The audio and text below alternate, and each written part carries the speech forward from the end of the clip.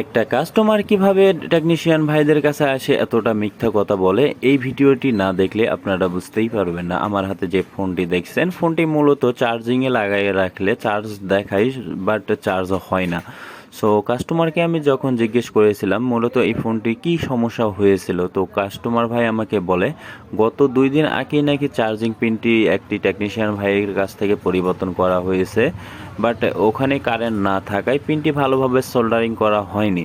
So customer আমাকে বলে আপনি শুধু ফোনটি খুলে সুন্দরভাবে পিনটি সোল্ডারিং করে দেন, তাতেই সমাধান হবে সমস্যাটি। সো আমি ফোনটিকে সুন্দরভাবে খুলে নিলাম, অ্যান্ড আপনারা দেখতেই পাচ্ছেন আমি ফোনটিকে খুলে নিয়েছি। পিছনের সাইডটিকে খুলে সাব পিসিবি বোর্ডটাকে হাউজিং থেকে আলাদা করে নিব।